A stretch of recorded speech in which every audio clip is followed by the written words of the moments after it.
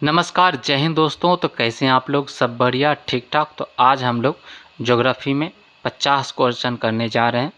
प्रत्येक दिन हम लोग 50 क्वेश्चन पूरा विश्लेषण के साथ करते हैं और जो हम लोग बुक से करते हैं और यूथ कंपटीशन टाइम्स का बुक होता है ये, जिसमें बीपीएससी द्वारा जितना भी क्वेश्चन पूछा गया सारे क्वेश्चन इसमें इंक्लूड है।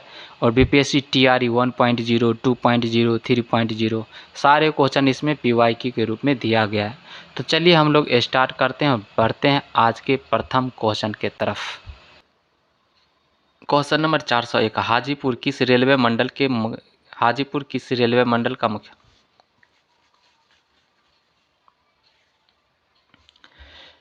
क्वेश्चन नंबर 401, हाजीपुर किस रेलवे मंडल का मुख्यालय है? तो आपका है हाजीपुर पूर्व मध्य रेलवे का क्या है यहाँ पर मुख्यालय है।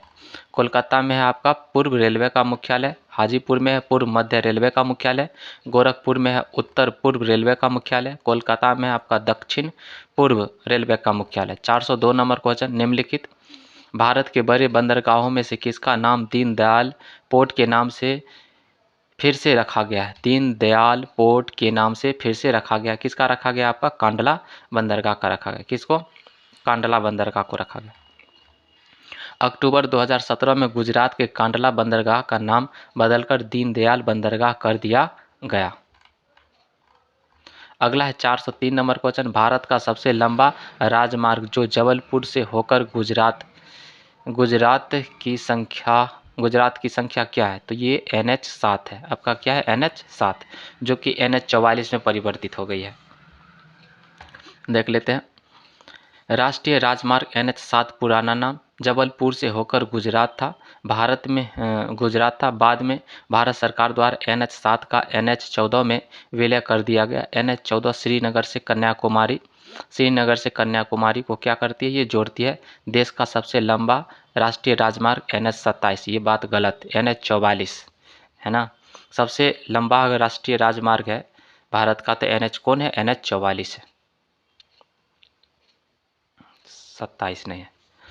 देख लेते हैं क्वेश्चन नंबर 404, कौन सा बंदरगाह समुद्र से 128 किलोमीटर की दूरी पर है? कौन सा बंदरगाह समुद्र से 128 किलोमीटर की दूरी पर है? तो आपका है कोलकाता बंदरगाह। कोलकाता बंदरगाह पश्चिम बंगाल की हुगली नदी के किनारे समुद्र से लगभग 128 किलोमीटर दूर स्थित कृत्रिम बंदरगाह है। यह पूर्वी तट का सबसे बड़ा तथा भारत का दूसरा सबसे बड़ा बंदरगाह है। इसके भार को कम करने के लिए दक्षिण में हुगली नदी पर हल्दिया बंदरगाह को विकसित किया गया है। जनवरी 2020 में अपनी स्थापना का 150वां वर्ष मना रहे कोलकाता बंदरगाह का नाम बदलकर श्यामा प्रसाद मुखर्जी बंदरगाह कर दिया गया। क्वेश्चन नंबर 405 है, राष्ट्रीय जलमार्ग 1 जोड़ता है किसको किसको जोड़ता है? हल्दिया को इलाहाबाद से जोड़ता है। राष्ट्रीय जलमार्ग संख्या 1 हल्दिया को प्रयागराज से जोड़ता है। भारी वस्तुओं के परिवहन में जलमार्ग सबसे सस्ते एवं प्रदूषण मुक्त साधन है। भारत में लगभग 20,275 किलोमीटर लंबा नौगम्य जलमार्ग है। नौगम्य जलमार्ग है। कुछ महत्वपूर्ण राष्ट्रीय जलमार्ग इस प्रकार से: राष्ट्रीय जलमार्ग 1 ये प्रयागराज इलाहाबाद का नाम बदल के प्रयागराज कर दिया गया। प्रयागराज को हल्दिया से जोड़ता है। लंबाई है इसका 1620 किलोमीटर। स्थापना हुई थी 1986 में इसकी स्थापना हुई थी। उसके बाद राष्ट्रीय जलमार्ग 2 ये सादिया धुबरी से धुबरी, इसको ब्रह्मपुत्र नदी, इसकी लंबाई है 89 किलोमीटर। इसकी स्थापना कब हुई थी? 1988 में इसकी स्थापना हुई थी। 1988 में इसकी स्थापना हुई। अगला 406 नंबर क्वेश्चन, स्वर्णिम चतुर्भुज क्या है? स्वर्णिम चतुर्भुज की बात करते हैं तो यह है स्वर्ण व्यापार का मार्ग। स्वर्ण व्यापार का मार्ग को क्या बोलते हैं हम लोग? स्वर्णिम चतुर्भुज बोलते हैं। स्वर्णिम चतुर्भुज योजना 4 प्रमुख शहरों दिल्ली, मुंबई, चेन्नई, कोलकाता को 6 लेन वाले राष्ट्रीय राजमार्ग द्वारा आपस में जोड़ता है, जिसकी कुल लंबाई 5846 किलोमीटर है। इस परियोजना से माल प्रवाह की तीव्रता आएगी, आवाजाही क्या होगा? आसान होगा, तथा महानगरों के बीच दूरी कम हो जाएगी, जिससे भारतीय उद्योग को बढ़ावा मिलेगा। अगला 407 नंबर क्वेश्चन, निम्नलिखित राष्ट्रीय राजमार्गों में कौन छपरा एवं गोपालगंज को जोड़ता है? निम्नलिखित राष्ट्रीय राजमार्गों में कौन छपरा एवं गोपालगंज को जोड़ता है? तो आपका हो जाएगा राष्ट्रीय राजमार्ग संख्या 85। राष्ट्रीय राजमार्ग संख्या 85। राष्ट्रीय राजमार्ग संख्या 85 छपरा को गोपालगंज से जोड़ता है। क्वेश्चन नंबर 408, भारत का 40% सड़क परिवहन होता है राष्ट्रीय राजमार्ग से। किससे होता है? राष्ट्रीय राजमार्ग से होता है, एनएच से होता है। इसका विश्लेषण देख लेते हैं। भारत की सड़क प्रणाली विश्व की दूसरी विशालतम सड़क प्रणालियों में से एक है। राष्ट्रीय राजमार्गों की कुल लंबाई देश की सड़कों की कुल लंबाई का 2% है, लेकिन इन पर कुल सड़क परिवहन का 40% यातायात होता है। 409 नंबर क्वेश्चन, रेलवे का जोन मुख्यालय हाजीपुर स्थित है। हाजीपुर स्थित आपका बिहार में। हाजीपुर बिहार के वैशाली जिला में। बिहार के कहाँ पर है? आपका वैशाली जिला में।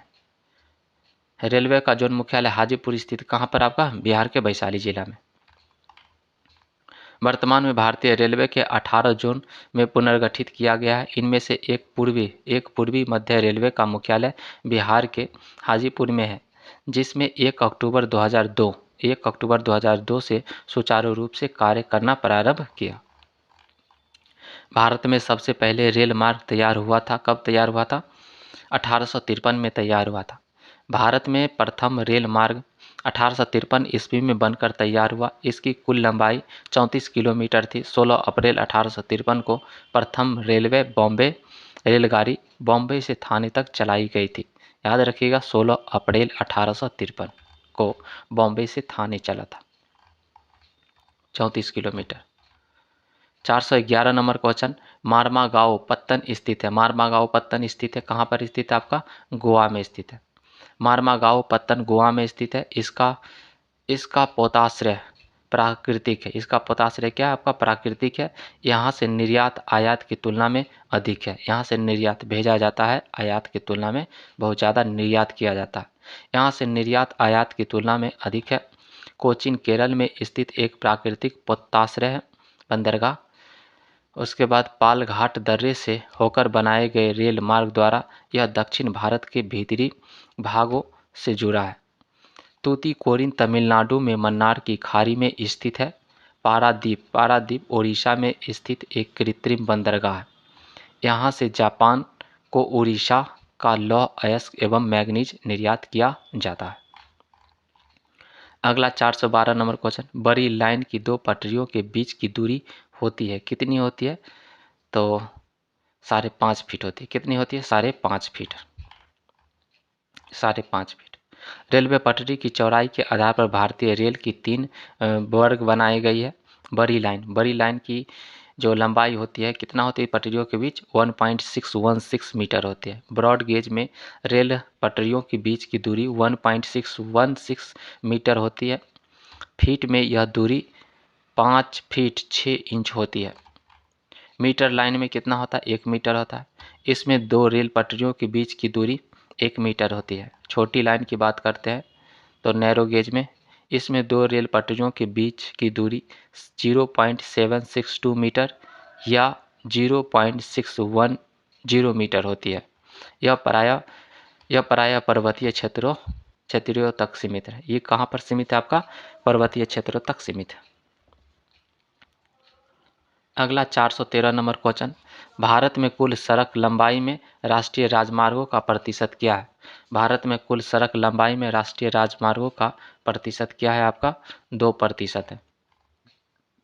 राष्ट्रीय राजमार्ग के निर्माण तथा रखरखाव की जिम्मेदारी भारत सरकार की है। देश में राष्ट्रीय राजमार्ग की कुल लंबाई 2022 से 23 में कितना था? तो ये था आपका 1,44,955 किलोमीटर था, जो सड़कों की कुल लंबाई का 2% है। ये सड़क यातायात के 40% भाग का वहन करता है। 414 नंबर क्वेश्चन, भारतीय रेल के संबंध में निम्नलिखित कथनों पर विचार कीजिए। यह कौन सा कथन आपका सही है? यह विश्व का सबसे बड़े रेल नेटवर्कों में से एक है। तो ये बात तो सही है। यह सड़क यातायात की तुलना में कम कार्बन छोड़ता है। हाँ, पोल्यूशन कम करता है। ये बात भी क्या है? सही है। और यह क्षेत्रक में आधुनिकीकरण की कोई आवश्यकता नहीं। ये ऑप्शन 3 नंबर क्या है आपका, ये गलत है 3 कथन। तो आपका क्या हो जाएगा 1 और 2 क्या हो जाएगा सही, तो ऑप्शन 1 और 2 वाला ये सही हो जाएगा। भारतीय रेल विश्व के सबसे बड़े रेल नेटवर्कों में से एक है। यह सड़क यातायात की तुलना में कम कार्बन छोड़ता है ना। उसका वर्तमान में इस क्षेत्र में आधुनिकीकरण की आवश्यकता है, अतः कथन 1 और 2 दोनों सही है, जबकि कथन 3 आपका सही नहीं है, इसलिए विकल्प क्या हो जाएगा ए सही है। अगला चैप्टर है आपका कृषि एवं पशुपालन।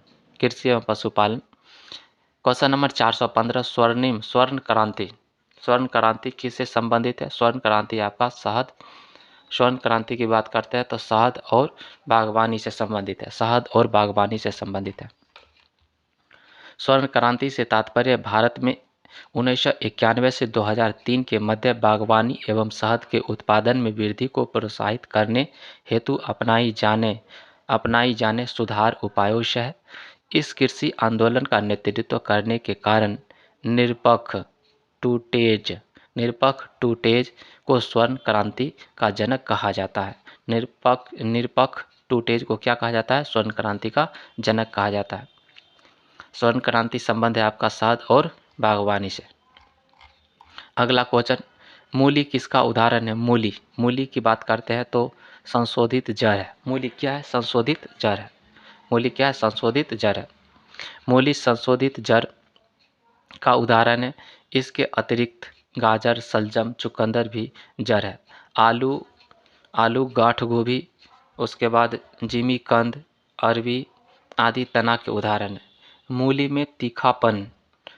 में जो तीखापन है किसके कारण होता है, आइसोसाइनेट के कारण तीखापन आता है। उसके बाद कुल के आधार पर मूली क्रूसीफेरी कुल की सब्जी है। मूली किस कुल की सब्जी है, तो क्रूसीफेरी कुल की सब्जी है। मूली में जो तीखापन आता है किसके वजह से आता है, आइसोसाइनेट की वजह से आता है। अगला देखते हैं 417 नंबर क्वेश्चन, निम्नलिखित में से कौन सा प्रदेश कपास की खेती के लिए अत्यंत उपयुक्त है। तो कौन सा प्रदेश कपास की खेती के लिए अत्यंत उपयोगी है, तो इसमें तो काली मिट्टी चाहिए। ब्रह्मपुत्र घाटी, छोटा नागपुर पठार, दक्कन ट्रैप, गंगा का मैदान और दक्कन ट्रैप, ब्रह्मपुत्र घाटी। तो इसका आंसर हो जाएगा आपका, इसका आप दक्कन ट्रैप हो जाएगा, क्या हो जाएगा, दक्कन ट्रैप। चलिए इसका विश्लेषण देख लेते हैं। कपास की खेती के लिए दक्कन ट्रैप की काली मिट्टी सबसे उपयुक्त होती है।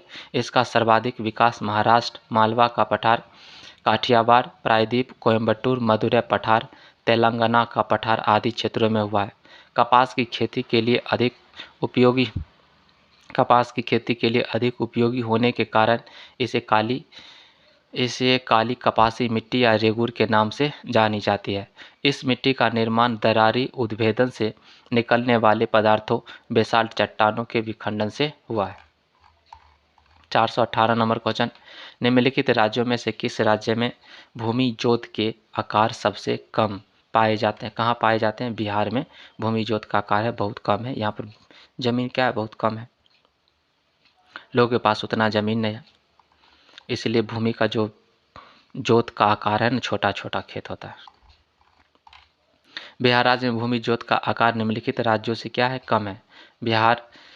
बिहार में आपका 0.34 हेक्टेयर, आंध्र प्रदेश में है आपका 0.94 हेक्टेयर, ओडिशा में है आपका 0.95 हेक्टेयर, असम में है आपका 1.09 हेक्टेयर। कृषि जनगणना के अनुसार भारत में औसत जोत का आकार 1.08 हेक्टेयर है। भारत में सर्वाधिक लैंड होल्डिंग नागालैंड में 5.06 हेक्टेयर है। इसके बाद अरुणाचल प्रदेश में 3.35 हेक्टेयर है, हरियाणा में 2.2 हेक्टेयर है, राजस्थान में 2.73 हेक्टेयर है। अगला देख लेते हैं 419 नंबर क्वेश्चन, निम्न में से किस फसल को नदी में नहीं उगाया जा सकता। निम्न में से किस फसल को नदी में नहीं उगाया जा सकता, किसको नहीं उगाया, सिंघाड़ा को तो उगा सकते हैं, कमल को उगा सकते हैं, मखाना को उगा सकते हैं। तो इसमें से क्या आ जाएगा, इसमें से कोई नहीं। सिंघाड़ा, कमल एवं मखाना की फसलें नदी में उगाई जा सकती है। इनको तालाबों, भूमि अवसादों, बेलों की तरह बेलों की तरह झीलों, दलदलों और खाइयों जैसे स्थिर 12 मासी जल निकायों में उगाया जाता है। मखाना मुख्य रूप से बिहार, पश्चिम बंगाल और असम राज्यों में उगाया जाता है। बिहार मखाना का प्रमुख उत्पादक राज्य है, जो भारत के कुल उत्पादक का 85% से अधिक मखाना उत्पादन करता है। क्वेश्चन नंबर 420, उत्तरी भारत में शीतकाल में उपजाई जाने वाली चावल की फसलों का स्थानीय नाम क्या है? अमन, साली, अगहनी। अमन, साली और अगहनी याद रखिए। उत्तरी भारत में मई जुलाई से सितंबर दिसंबर तक चावल की फसल उगाई जाती थी। शीतकाल में उपजाई जाने वाली चावल की फसलों का स्थानीय नाम अमन, साली तथा अगहनी है। औस को गर्मियों में पूर्व पूर्व मानसून वर्षा के साथ बोया जाता है। औस को गर्मियों में पूर्व मानसून वर्षा के साथ क्या किया जाता है? बोया जाता है। निम्नलिखित में से कौन सा स्थानांतरित कृषि का स्थानीय नाम है? तो वेबर, दैया, पोडू। उपयुक्त में से एक से अधिक। वेबर भी है, दैया भी है, पोडू भी है। ठीक है, चलिए इसका विश्लेषण देख लेते हैं। स्थानांतरित कृषि को झूमिंग कृषि भी कहते हैं। यह एक आदिम प्रकार की कृषि है जिसमें वृक्षों को काटकर जला दिया जाता है और साफ की गई भूमि पर पुराने उपकरणों से जुताई करके खेती की जाती है। जब तक मिट्टी में उर्वरता रहती है तब तक इस भूमि पर खेती की जाती है। इसके पश्चात इस भूमि को परती छोड़ दिया जाता है। झूम कृषि के स्थानीय नाम और स्थान इस प्रकार से है। चलिए इसको देख लेते हैं। यह स्थानीय नाम और इधर क्षेत्र। झूम कृषि का झूम बोला जाता है उत्तर पूर्वी भारत में जो कृषि की जाती है ना, पेड़ पौधा को काट पीट के उसके बाद फिर से उसको जला दिया जाता है और साफ करके किया जाता है, तो उत्तर पूर्वी भारत में झूम बोला जाता है वैसे खेती को। और बुंदेलखंड वाला क्षेत्र में इसको बेवर या दहिया कहा जाता है। बुंदेलखंड वाला क्षेत्र में क्या कहा जाता है? इसको बेवर या दहिया कहा जाता है। और बस्तर जिला मध्य प्रदेश में इसको क्या कहा जाता है? दीपा कहा जाता है। बस्तर जिला मध्य प्रदेश में इसको ऐसी खेती को दीपा कहा जाता है। आंध्र प्रदेश में ऐसी कृषि को क्या कहा जाता है? पोडू कहा जाता है। 422 नंबर क्वेश्चन, निम्नलिखित में से कौन सा मिल्चिंग शब्द, ये बीपीएससी में पूछा गया, निम्नलिखित में से कौन सा मिल्चिंग शब्द की व्याख्या करता है? मिल्चिंग शब्द का व्याख्या करता है कौन? फसलों के बीच खाली जमीन को पुआल जैसे जैविक पदार्थ की परत से ढकना क्या कहलाता है? मिल्चिंग कहलाता है। यानी दोनों तरफ ये फसल लगा हुआ है, बीच में क्या डाल दिया जाता है? पुआल डाल दिया जाता है। फसलों के बीच खाली पड़ी जमीन को खरपतवार, घासों अथवा पुआल जैसे जैविक पदार्थों से ढकने की प्रक्रिया को मल्चिंग कहा जाता है। जिन पदार्थों से इसे ढका जाता है उन्हें मल्च कहा जाता है।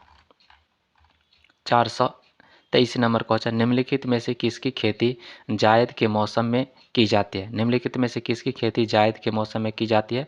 तो खरबूजा, खीरा, तरबूज, ये की जायद फसल होता है जो कि गर्मी में उगाया जाता है। डी ऑप्शन है। भारत में जायद के मौसम में उगाई जाने वाली प्रमुख फसलें तरबूजा, खरबूजा, खीरा, ककड़ी, मूंग, जूट, तोरई, भिंडी, तोरई तो घिउरा बोले, नेनुआ, उसके बाद भिंडी आदि जायद फसलें मार्च में बोई जाती है। यह जून तक इन्हें काटा जाता है। जून तक क्या क्या कर लिया जाता है? इसको काट लिया जाता है। भारत में खेती की 3 मौसम होती है, रबी, खरीफ और जायद।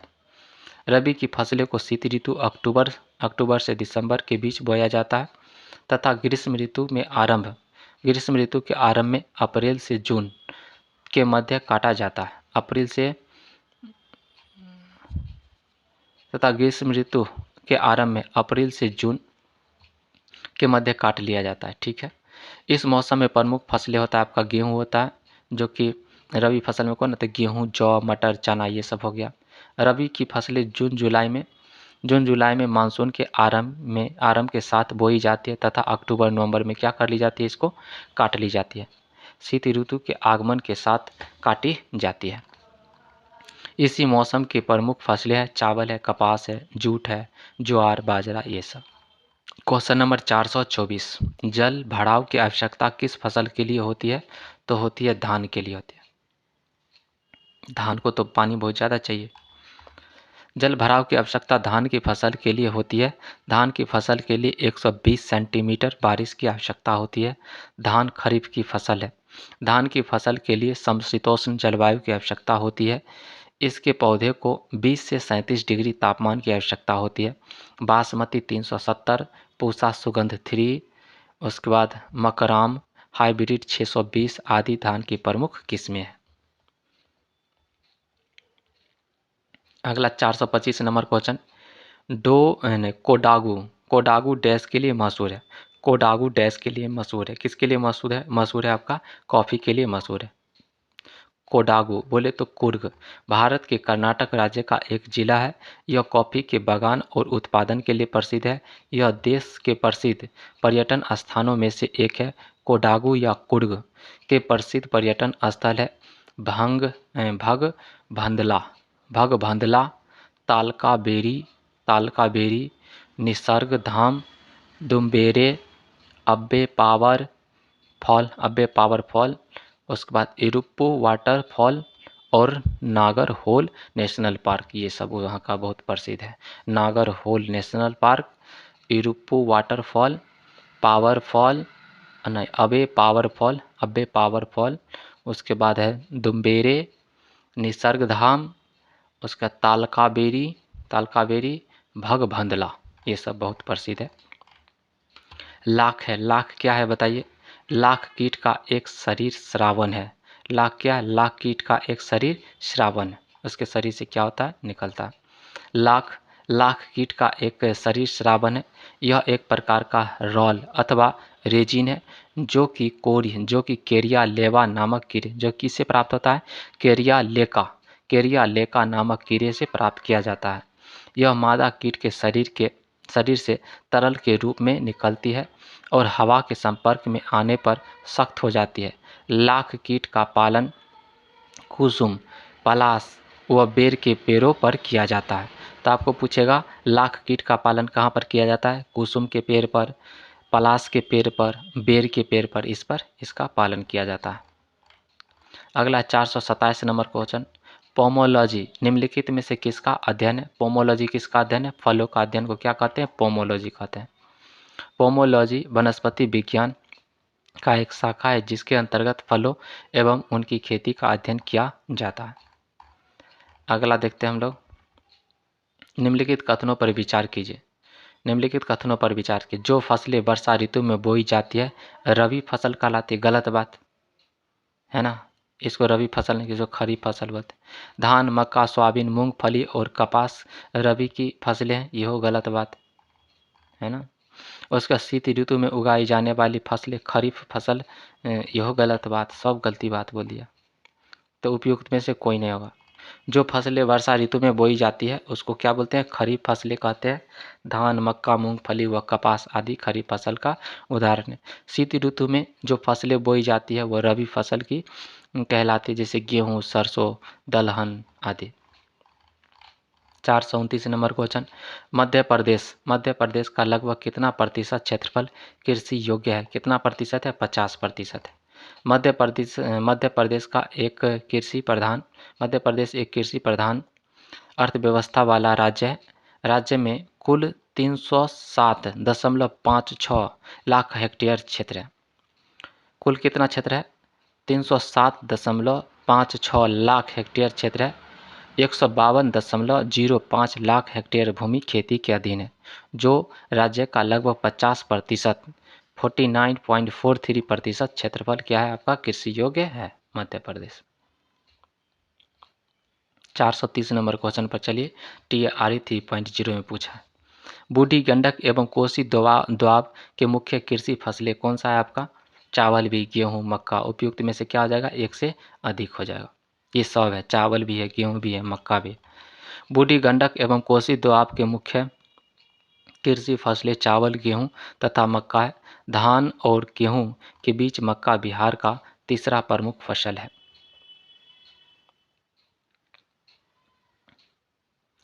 धान और गेहूं के बाद मक्का बिहार का क्या है? तीसरा प्रमुख फसल है।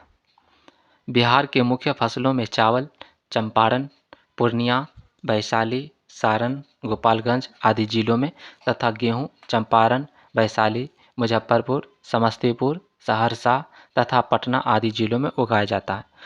मक्का को चंपारण, मुजफ्फरपुर, दरभंगा, सारण जिलों में उगाया जाता है। 2020 2020 में भारत में निम्नलिखित फसलों में से किसका रकबा सर्वाधिक था? किसका रकबा सर्वाधिक था? तो चावल का क्या था? सर्वाधिक था। वर्ष 2020 में भारत में चावल धान का रकबा सर्वाधिक 43.78 मिलियन हेक्टेयर था। चावल भारत की प्रमुख खाद्यान्न फसल है। चावल के उत्पादन में भारत विश्व में चीन के बाद दूसरे स्थान पर है। 432 नंबर क्वेश्चन, काली मिट्टी के लिए निम्नलिखित में से किस शब्दावली का भी प्रयोग किया जाता है? किसका प्रयोग किया जाता है? रेगूर, बांगर, काली कपास मिट्टी, है ना, खादर। किसका प्रयोग किया जाता है उपयुक्त में से? ई ऑप्शन क्या आ जाएगा? ई। काली मिट्टी को रेगूर, काली कपास भी कहा जाता है। मृदा शब्द का ये प्रयोग किया जाता है। तो रेगूर भी कहते हैं इसको, और क्या कहते हैं इसको? काली कपास वाली मिट्टी भी कहते हैं। ऑप्शन क्या आ जाएगा? ई हो जाएगा। काली मिट्टी के लिए रेगूर तथा काली कपास वाली मृदा शब्द का प्रयोग किया जाता है। इस मृदा का निर्माण दरारी उद्भेदन से निकले लावा पदार्थों बेसाल्ट चट्टान से हुआ है। इसका सर्वाधिक विकास महाराष्ट्र के दक्कन ट्रैप के उत्तरी पश्चिमी क्षेत्र में हुआ है। कपास के अतिरिक्त यह मृदा गन्ना, गेहूँ, प्याज और फलों की खेती के लिए अनुकूल है। 433 नंबर क्वेश्चन, निम्नलिखित में से कौन सा एक भारत में कहवा उत्पादन में अग्रणी है? कौन है आपका? कर्नाटक है। भारत में कहवा का उत्पादन मुख्यतः दक्षिणी भारत के पहाड़ी क्षेत्रों में होता है। कहवा उत्पादन में अग्रणी राज्य कर्नाटक है, 70.65% है। कहवा उत्पादन में कर्नाटक के बाद दूसरे स्थान पर केरल आता है, 20.43% वहाँ पर होता है। और तीसरे स्थान पर तमिलनाडु आता है, 5.25% होता है यहाँ पर कहवा का खेती। 434 नंबर क्वेश्चन, निम्नलिखित में से किस एक कृषि उपज का भारत विश्व में सर्वाधिक उत्पादक है? कपास। किसका है? कपास का उत्पादक करता है। भारत विश्व में कपास का सबसे बड़ा उत्पादक है। शीर्ष कपास उत्पादक देश क्रमशः भारत में सबसे ज़्यादा, उसके बाद चीन, उसके बाद क्या है आपका? संयुक्त राज्य अमेरिका। चाय एवं तंबाकू उत्पादन में भारत का चीन के बाद दूसरा स्थान है। चाय और तंबाकू दोनों चीन के बाद सेकंड स्थान रखता है अपना भारत। 435 नंबर क्वेश्चन, अंगोरा ऊन किससे निकाला जाता है? तो अंगोरा ऊन खरगोश से निकाला जाता है। विश्व प्रसिद्ध अंगोरा ऊन खरगोश से प्राप्त होता है। अंगोरा ऊन अत्यधिक मुलायम और सहजता से बुना जाने वाला रेशा है जो अंगोरा खरगोश के बालों के ऊपरी त्वचा से बनता है। यह कश्मीरी पश्मीना बकरी के बालों से बनने वाले कश्मीरी ऊन से भी क्या है? ये भिन्न है। अंगोरा ऊन अपने मुलायम और पतले रेशों के लिए प्रसिद्ध है। 436 नंबर क्वेश्चन, निम्नलिखित में से कौन सी मवेशी नस्ल राजस्थान की नहीं है? कौन सी नहीं है आपकी? तो हल्लीकर। हल्लीकर राजस्थान की नहीं है। हल्लीकर देख लेते हैं। हल्लीकर मवेशी नस्ल कर्नाटक की है। यह गाय कर्नाटक के मैसूर, मंडाया, कोलार, हासन, चित्रदुर्ग जिले में पाई जाती है। इस गाय को दक्षिण भारत की गायों की नस्ल में सर्वोत्तम माना जाता है। किसको? हल्लीकर को। अगला देखते हैं, थारपारकर। इस नस्ल की उत्पत्ति थार रेगिस्तान में हुई है। इसका उत्पत्ति स्थल मालानी बाड़मेर। मलानी किसको बोला जाता है? आपका बाड़मेर। यह गाय अत्यधिक दूध के लिए प्रसिद्ध है। इसे स्थानीय क्षेत्र में मालानी नस्ल के नाम से जाना जाता है। ये आपका राजस्थान वाला इलाका में, जो बोले तो थार रेगिस्तान वाला क्षेत्र में। उसके बाद राठी यह राजस्थान के उत्तर पश्चिमी भागों में श्री गंगानगर, बीकानेर, जैसलमेर में पाई जाती है। यह अत्यधिक दूध देने के लिए प्रसिद्ध है। अत्यधिक दूध देने के कारण इसे राजस्थान की कामधेनु भी कहते हैं। 437 नंबर क्वेश्चन, निम्न कॉफ़ी उत्पादन क्षेत्रों में से कौन सा क्षेत्र कर्नाटक में नहीं है? कर्नाटक में नहीं है आपका पुलनेज नहीं है कर्नाटक में। कुर्ग भी है, ये है, बाबा बुदनगिरी भी है, और चिकमंगलूर भी आपका है। तो पुलनेज नहीं है। भारत कॉफ़ी का एक प्रमुख उत्पादक देश है। भारत में कर्नाटक राज्य कॉफ़ी का सबसे बड़ा उत्पादक राज्य है। कर्नाटक में कॉफ़ी चिकमंगलुरु चिकमंगलुरु, कुर्ग, बाबा बुदन गिरी क्षेत्र में उत्पादन होता है। पुलनेज कर्नाटक राज्य में स्थित नहीं है, यह तमिलनाडु राज्य में क्या है, स्थित है। 438 नंबर क्वेश्चन, निम्नलिखित में से कौन सा जोड़ा बेमेल है, यानी एक दूसरे से नहीं मैच करता है।